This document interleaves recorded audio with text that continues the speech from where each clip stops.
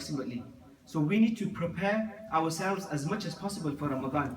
You know, when it comes to worldly things, we prepare way in advance. For example, when someone's getting married, then he'll prepare, especially in this day and age, 1 year in advance. He'll make sure he collects the money, he makes sure the venues are correct, etc. So when it comes to worldly things, we prepare way in advance. But when it comes to religion, we lack. We are unaware, or we don't show the same kind of eagerness that we're supposed to show.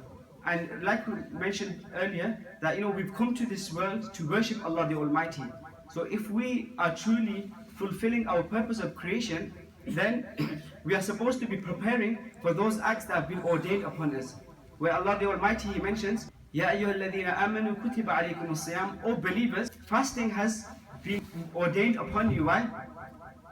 لَعَلَّكُمْ تَتَّقُونَ, so that you attain piety. And he also mentions before that it's not something that has just been ordained upon you, but it's something that was ordained on people before you, on the nations before you as well. They used to fast as well, but obviously in different ways. So don't think that it's something that I'm just making compulsory upon you, but the people before you also used to fast. And the main reason that Allah is making us fast, so that we adopt the quality of taqwa, inculcate into us the quality of taqwa. Taqwa means God-fearing, God-consciousness, piety, fearing Allah, knowing that Allah is looking at us 24/7. Taqwa has a very deep meaning, and it was very well explained by a companion known as Ubay ibn Ka'b radiallahu anhu. Ubay ibn Ka'b radiallahu anhu, once he was asked by someone that what does taqwa mean? So Ubay ibn Ka'b radiallahu anhu, rather than responding, he said to the person, the questioner, that have you ever passed a pathway where there are thorns and prickles? So then that person said, yes, many a times I've passed such a pathway where there are thorns and prickles. So then Ubay ibn Ka'b radiallahu anhu asked that person, the questioner, that when you pass such a pathway, how do you pass?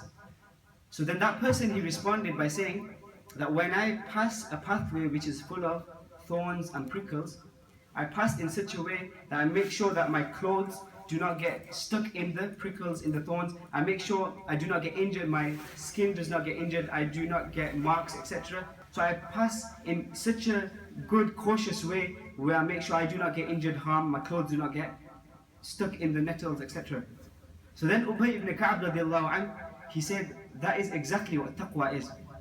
That a person, he lives his life in such a way where the thorns and prickles, they are the sins, they are the evil deeds, they are the shayateen and our desires, those things that are evil and trying to attract us to the evil things. So those are the thorns and prickles of life.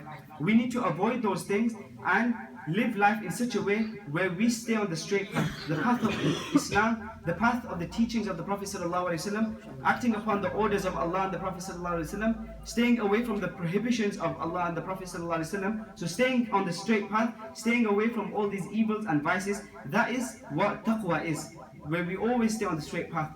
So that's what we need to inculcate into ourselves. And that's what this fasting, inshallah, this month of Ramadan is like a warm-up. Just like when we play a game of football, normally what do? We warm up beforehand. Why? So that we do not suffer from cramp later on. We do not have muscle pains, muscle aches. So likewise, this month of Ramadan is like a warm-up. It's 1 month from the whole year. From the 12 months, it's only 1 month. So it's like a warm-up for the remaining 11 months. If we prepare for Ramadan properly, and then in Ramadan we carry out the activities properly, the good deeds, the worship properly, then hopefully it will warm us up for the whole year. So that's what we need to do. Make sure we benefit from Ramadan and make sure we act upon all the duties that we have to act upon, the obligations in Ramadan.